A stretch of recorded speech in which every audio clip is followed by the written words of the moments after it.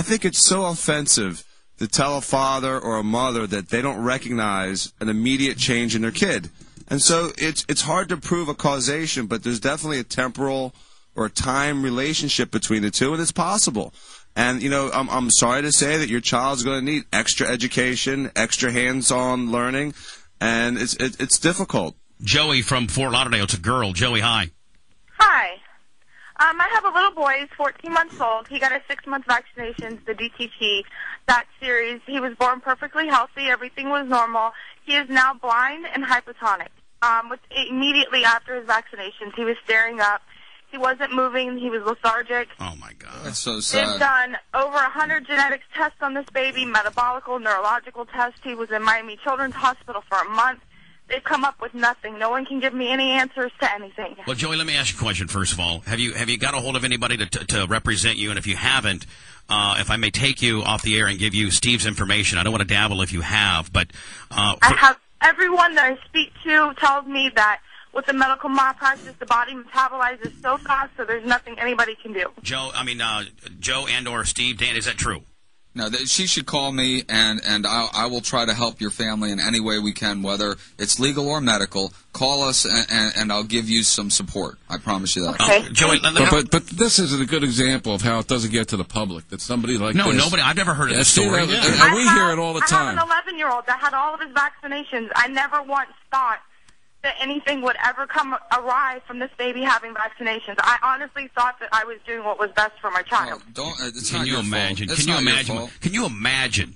Everybody in this room is, for the most part, a mother or a father or even a granddad. Can you imagine that now, all of a sudden, your kid's after this vaccination is blind? I mean, I can't even fathom it. It's unbelievable. I can't even fathom it. It breaks my heart to hear these stories. And again, people, if your kid is sick, don't give him a shot.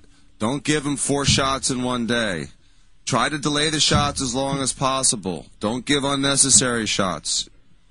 No, Joey, this is stuff that nobody knows. Joey, let me put you on hold, okay, so I get your data, all right? All right, thank you. Hold on, Joey. Now, do you think some of the censorship in the media comes from when you watch MSNBC or Fox or CNN or any of these places that are news outlets? You'll see the commercials are for drug companies. Well, I mean, yeah. Absolutely. I mean, and at the end of the day, a story like this Joey story, this girl out of Fort Lauderdale, Miami, South Florida, maybe a Fox or somebody won't take this story because big drug or big pharmaceutical is a large advertiser with their station and or their network, and so they're couple $3-4 million a year in advertising in today's environment and in today's economic downturn, with advertising being down 30-some%. They're not going to do a true story about what a vaccine did to a kid in lieu of losing their advertising dollars from big pharmaceutical. Well, a good example is about 2 months ago, it was front page news. High court determines there's no link with autism and a vaccine.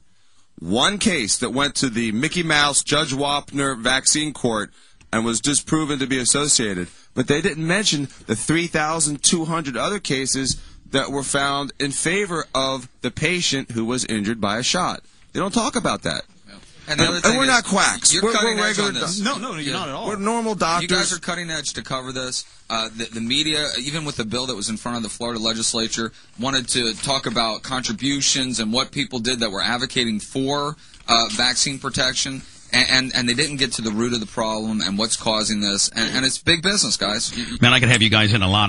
This segment, I got to end here in a second. I got to ask a couple football questions to Joe as well. No, you don't. This is fine. I do. No, I have to because my own. I'm being selfish. But I need to get this back on, Brent, ASAP, and I need to solicit people. In fact, now, people, if you have an immunization or a child flu shot or something like that type of situation, just like Joey did in Fort Lauderdale, email me now.